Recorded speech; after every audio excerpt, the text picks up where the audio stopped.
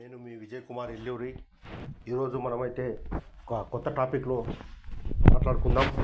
అంతవరకు ఎవరైనా కొత్త వాళ్ళు ఉంటే మన ఛానల్ని లైక్ చేయండి, సబ్స్క్రైబ్ కూడా చేసుకోండి. Thank you. ఇక మనం సూటిగా సుత్తి లేకుండా డైరెక్ట్ టాపిక్లోకి వెళ్ళిపోదాం.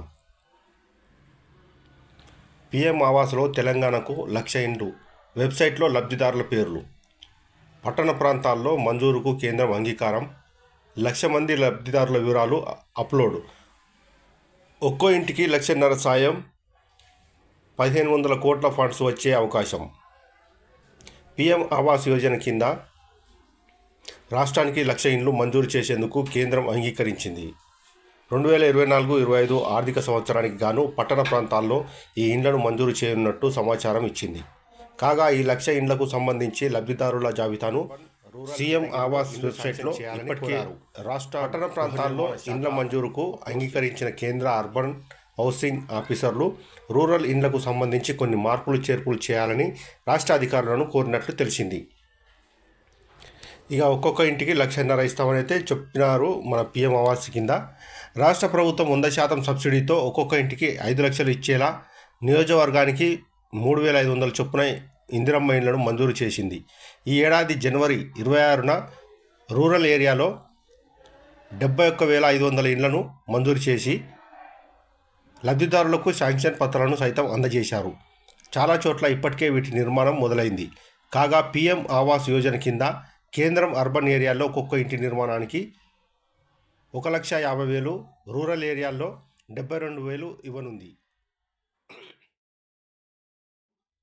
71,500 ఇండ్లు మంజూరు చేయగా మండలానికి గ్రామాన్ని ఎంపిక చేశారు.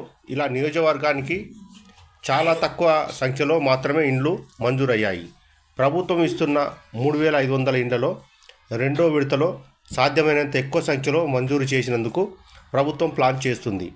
కేంద్రానికి రిక్వెస్ట్. రాష్ట్రానికి ఎక్కువ సంఖ్యలో ఇండ్లు ఇవ్వాలని మొదటి నుంచి కేంద్రాన్ని రాష్ట్ర ప్రభుత్వం కోరుతున్నది.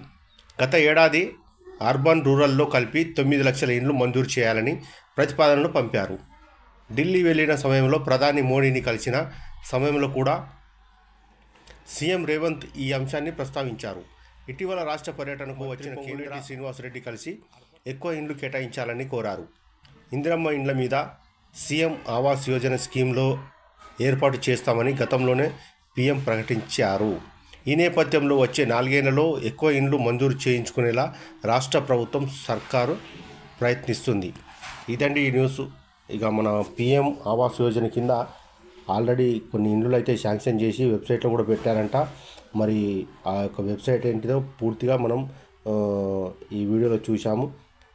పిఎం ఆవాస్ అనే వెబ్సైట్ ఉంటుంది. దాంట్లో లబ్ధిదారులది కూడా పేరు పెట్టారని అక్కడ మనకు తెలుస్తుంది.